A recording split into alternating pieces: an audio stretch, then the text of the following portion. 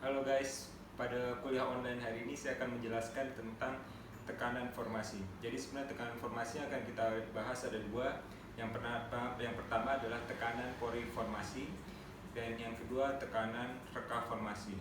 Itu yang biasa kita sebut sebagai formation pore pressure dengan formation fracture pressure. Jadi untuk minggu ini kita akan membahas dari formation pore pressure dulu. Baru selanjutnya kita akan membahas tentang formation fracture pressure. Nah, kita akan bahas dulu dari why-nya. Kenapa sih penting pada operasi pengeboran untuk kita bisa menentukan tekanan pori formasi? Jadi ilustrasinya seperti ini. Misalkan ini adalah wellbore kita pada saat melakukan pengeboran. Nah, ini adalah drill string kita. Dan di dalam wellbore ini terisi oleh drilling mud. Nah, ini adalah salah satu fungsi yang paling penting dari drilling mud adalah menjaga tekanan di dalam wellbore kita harus lebih besar daripada tekanan pori formasi. Nah, untuk itu sebelum melakukan pengeboran kita harus bisa menentukan berapa tekanan pori formasi yang ada di sini sehingga kita bisa menentukan berapa densitas mud yang akan kita gunakan pada operasi pengeboran. Itu adalah salah satu fungsi penting kenapa kita harus tahu tekanan pori formasi sebelum melakukan pengeboran. Selanjutnya untuk desain casing. Biasanya sebelum melakukan pengeboran, maka kita harus mengetahui dulu grafik tekanan pori formasi dan tekanan reka formasi. Biasanya kita akan punya plotnya di sini. Let's say ini adalah pore pressure gradient dan di sini adalah let's say fracture pressure gradient. Dari grafik ini kita kemudian bisa menentukan casing setting depth yang akan kita lakukan. Nah, dari sini kita juga bisa menentukan lagi densitas dari mud yang akan kita gunakan. Nah, itu adalah pentingnya kita mengetahui tekanan pori formasi. Jadi dari tekanan pori formasi kita bisa mengetahui rencana dari densitas mud yang akan kita gunakan. Kemudian kita bisa tahu juga sebenarnya awalnya untuk casing setting depth, kemudian kita bisa mendesain casing yang digunakan menggunakan grade apa. Selain itu tekanan pori formasi juga nanti akan digunakan untuk memprediksi tekanan reka formasi. Dan yang terakhir, tekanan pori formasi juga akan digunakan untuk mendesain semen. Kalian bayangkan bila ini adalah lubang sumur kalian,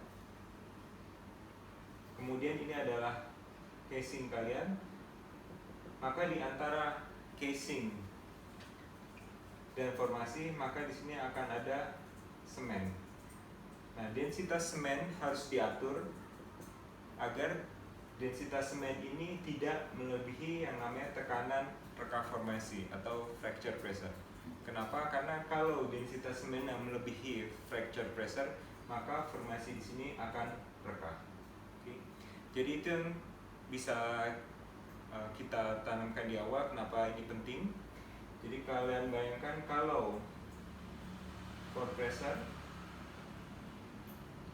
lebih besar daripada densitas dari mud, maka hal ini bisa menyebabkan adanya fluida dari formasi yang masuk ke dalam wellbore kalian. Oke. Yaitu bisa menyebabkan yang kita sebut sebagai kick atau blowout. Namun bila densitas dari mud lebih besar daripada fracture pressure, maka yang akan terjadi adalah hidrostatik dari fluid kolom ini akan memberikan tekanan yang terlalu besar sehingga formasinya akan reka, dan ini menyebabkan tersebut sebagai formasinya fracture. Oke. Kalau ini bisa menyebabkan yang terjadinya kick atau blowout. Oke. Itu fundamental dari kenapa tekanan formasi ini penting untuk kita tentukan sebelum memulai pengeboran. Definisi dari pore pressure sendiri sebenarnya adalah pore pressure adalah tekanan yang berasal dari fluida yang berada di dalam formasi. Jadi saya bisa gambarkan seperti ini.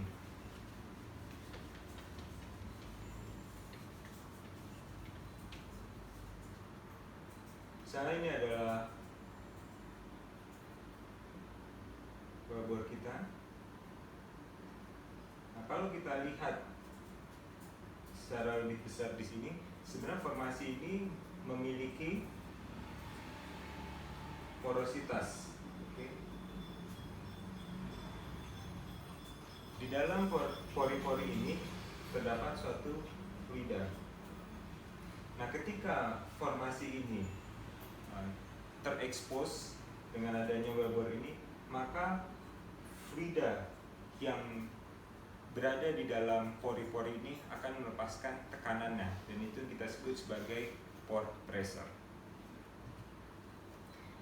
Sekarang apa yang kita maksud dengan normal pore pressure? Nanti kita akan bahas juga tentang apa itu abnormal pore pressure. Jadi kalau kita lihat seperti ini, ibaratnya ini adalah grains atau butiran dari batuan formasi, kemudian diantaranya sini adalah pori-pori. Nah, di dalam pori-pori ini tadi seperti saya tekankan, di dalam sini adanya yang namanya fluida. Nah, bila fluida ini memiliki koneksi dari subsurface ke surface,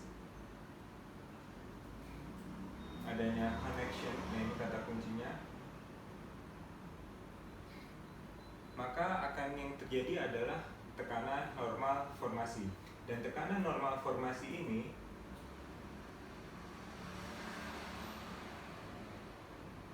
akan sama dengan hydrostatic fluid column. Kenapa seperti itu? Kalau kita lihat slide ini, kalau kita lihat, kita bayangkan per ini sebagai rock grains atau batuan. Nah, di antara batuan-batuan tersebut terdapat pori-pori yang di dalamnya ada pore fluid atau fluida formasi. Oke. Fluida formasi ini densitasnya bisa bermacam-macam. Nah, pada saat terjadinya proses compaction, maka lama-kelamaan rock grains ini akan tertekan. Bisa kita lihat gambarannya seperti per ini tertekan. Bila terdapat koneksi antara pore fluid dari subsurface ke surface, maka yang terjadi adalah fluida di sini akan memiliki aliran dengan atau koneksi dengan fluida-fluida yang ada di atasnya. Oke. Sehingga bila kita ingin mengetahui tekanan di titik ini, maka kita bisa menghitung berapa hydrostatic pressure di titik ini menggunakan rumus hydrostatic pressure, yaitu sama dengan rho G A. Maka behavior dari pore pressure untuk zona normal pore pressure akan sama dengan hydrostatic pressure dari fluid column. Dan bila kita gambarkan dari atas hingga ke bawah, maka gambarnya akan linear seperti ini.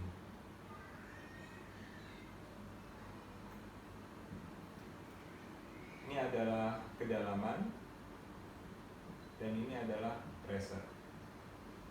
Jadi bisa kita lihat semakin dalam maka otomatis pore pressure-nya semakin besar berdasarkan rumus ini.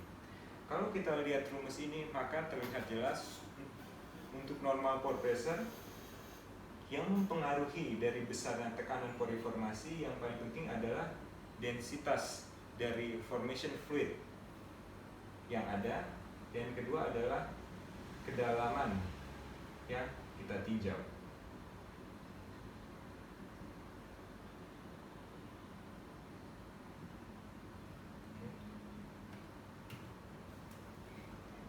Nah, ini adalah penjelasan tentang normal pore pressure. Saya rasa kalian bisa baca sendiri slide-nya. Nah, ini adalah rumusnya yang sudah saya jelaskan tadi. Jadi ini adalah parameter penting yang kita bisa gunakan untuk menentukan tekanan formasi di suatu kedalaman. Nah, pada umumnya fluida yang berada di dalam pori-pori batuan merupakan dissolved salt dengan salt containnya sangat bervariasi antara 0 sampai 200.000 ppm. Sehingga hal itu menyebabkan densitasnya fida tersebut juga akan bervariasi, dan itu akan mempengaruhi tekanan pori formasi secara keseluruhan. Jadi kurang lebih tekanan normal pori formasi biasanya berkisar antara 0,433 sampai 0,5 psi per feet. Dengan mengetahui gradien tekanan pori formasi tersebut, kita bisa dengan mudah menghitung berapa tekanan pori di suatu kedalaman. Misalnya kita ambil contoh, in most geographical areas, the normal pressure gradient is approximately 0,465 psi per feet. Untuk case ini, misalnya kita ingin mengetahui berapa pore pressure di kedalaman 1000 feet, maka kita bisa dengan mudah hanya tinggal mengalihkan 0,465 psi per feet dikali dengan 1000, maka kita bisa dapatkan tekanan pori formasinya adalah 465 psi. Jadi kita bisa memprediksi atau menentukan tekanan pori formasi suatu kedalaman dengan mudah dengan menggunakan rumus hydrostatic pressure. Dan bila kita sudah tahu berapa pressure gradiennya, maka kita bisa menemukan berapa tekanan pori formasi di suatu kedalaman. Nah, ini apa hubungannya pore pressure dengan matte density atau densitas matte? Ini yang kembali sudah saya jelaskan di awal. Bila kita memiliki grafik ini yang di bawah, maka bisa terlihat ini adalah termasuk dalam normal pressure gradient, yaitu tadi range-nya kalian bisa lihat di slide sebelumnya antara 0,433 psi per feet sampai 0,5 psi per feet, and mostly ada di 0,465 psi per feet. Nah, pada pengeboran biasanya pada umumnya kita mengebor menggunakan kondisi overbalance. Overbalance artinya kalau kalian lihat di sini, ini adalah wellbore kalian, ini adalah mud column kalian. Kalian akan berusaha menjaga supaya tekanan yang dihasilkan oleh mud column ini lebih besar. Jadi kita bisa tuliskan hydrostatic pressure dari mud harus lebih besar dibandingkan pore pressure. Ini kondisi yang kita sebut sebagai overbalance. Nah, kalian bisa lihat grafiknya seperti ini.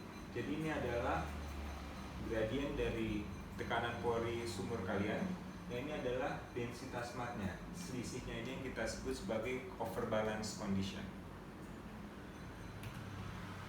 Nah, sekarang itu adalah tekanan normal formasi. Nah, bagaimana dengan tekanan abnormal formasi?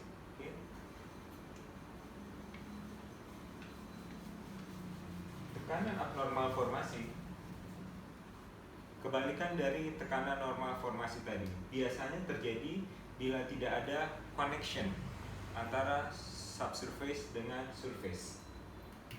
Gambarannya seperti ini. Kalau kalian lihat di sini, let's say ada suatu penutup di sini atau cap rock, yang cap rock ini membuat berhentinya koneksi antara pore fida yang ada di dalam pori-pori di bawah dengan yang ada di atas.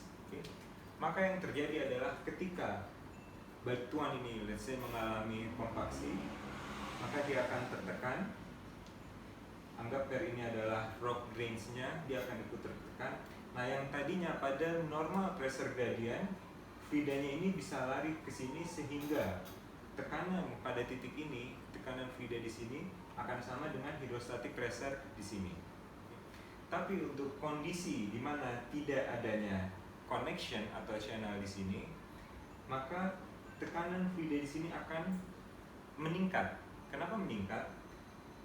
Karena pada saat dia tertekan, yang tadinya untuk normal pressure condition yang menanggung beban overburden adalah rock grains-nya. Nah, sekarang beban overburden ini akan ditanggung oleh rock grains, juga akan ditanggung oleh fluida yang ada di dalam sini. Oke. Oleh karena itu, maka grafiknya akan bergeser ke sebelah kanan, yaitu untuk abnormal pressure, yang mana kondisinya adalah kita sebut sebagai overpressure.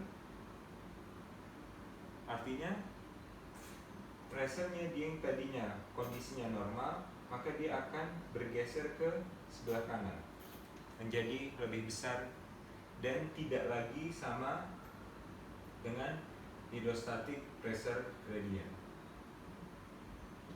Oke. Ini adalah kondisi overpressure. Kalau dia lebih kecil, nanti akan saya jelaskan kondisi lainnya, maka dia kita sebut sebagai under pressure zone, okay, atau subnormal pressure zone. Nah, kenapa zona abnormal ini harus kita ketahui sebelum melaksanakan pengeboran? Karena balik lagi ke masalah casing, setting depth, dan pemilihan mud density. Okay. Let's say kalian melakukan pengeboran sampai di titik ini, let's say pada kedalaman 10.000 feet. Kalian sudah mengetahui bahwa zonanya adalah normal pressure gradient. Let's say ini adalah grafiknya. Kalian ngebor sini. Kalian bisa menentukan overbalance-nya. Kalian ini adalah mud kalian, mud density. Ini let's say adalah core pressure kalian. Ketika kondisinya normal, maka kalian lihat kalian masih punya kondisi overbalance, tidak terjadi bahaya. Tapi ketika kalian lanjutkan pengeborannya dan mulai memasuki, saya kalian ngebor sampai selanjutnya di sini, dan mulai memasuki over pressure zone, maka tekanan poriformasinya otomatis dia akan meningkat. Kalau kalian masih menggunakan densitas mud yang sama, maka akan kalian lihat di sini yang terjadi adalah densitas dari mud menjadi lebih kecil daripada tekanan poriformasi. Maka yang terjadi adalah karena tekanan di poriformasi lebih besar dibandingkan dengan densitas dari mud, maka fluida dari poriformasi akan masuk ke dalam lubang sumur, dan inilah yang kita sebut sebagai kick. Oleh karena itu, kenapa penting kita mendeteksi overpressure zone? Karena kita tidak ingin mendapatkan kick ketika kita melakukan proses pengeboran. Nah, abnormal pressure zone seperti saya katakan tadi biasanya terbentuk karena adanya barrier atau seal, dan ini menyebabkan adanya disconnection antara lapisan di surface, kalian lihat, bukan lapisan, antara fluida yang ada di atasnya dengan pore fluid yang ada di bawahnya. Ini adalah barriernya. Karena mereka tidak ada connection dan terjadi proses sedimentasi atau compaction, maka tekanan pori di bawah sini akan meningkat. Bisa kalian lihat sih, ketika dia tertekan oleh overburden pressure atau tekanan dari batuan di atasnya, maka dan di sini tidak ada connection sehingga fluidanya tidak bisa lari ke atas, maka di sini tekanannya pasti akan naik seperti yang dilihat dari gambar. Nah, ini gambarannya overpressure zone, dia lebih besar gradiennya. Ini bukan densitas dari mud, tapi ini adalah gambaran dari overpressure zone. Dia lebih besar dibandingkan normal pressure zone. Kalau under pressure atau ada yang nyebut juga sebagai subnormal pressure zone, maka dia akan lebih kecil. Nanti saya akan jelaskan di video selanjutnya contoh-contoh atau penyebab dari overpressure zone dengan under pressure zone. Nah, biasanya ada transisi sebelum formasi tersebut berubah dari zona normal ke zona abnormal. Nah, ini kita sebut sebagai transition zone. Kalian bisa lihat di sini awalnya dia memiliki normal pressure gradient, kemudian dia mulai bergerak ke kanan. Ini adalah tekanan Fourier semakin besar, dan kemudian dia memiliki trend line yang baru. Nah, ini adalah memasuki zona dari abnormal pressure zone, sekitar ada di daerah sini. Oke. Mungkin ya sekitar 10.700 feet. Nah, ini adalah mulai zona abnormal pressure zone. Jadi kalau dengan kondisi seperti ini, maka kalian bisa lihat kalian tidak lagi bisa menggunakan densitas mat yang sama ketika kalian melakukan pengeboran dari 0 sampai 10.000 feet. Kalian harus melakukan perubahan densitas mat di titik ini. Kalian bisa baca sendiri penjelasan lebih lanjut tentang transition zone. Oke, cukup video dasar tentang tekanan poriformasi. Terima kasih atas perhatian kalian.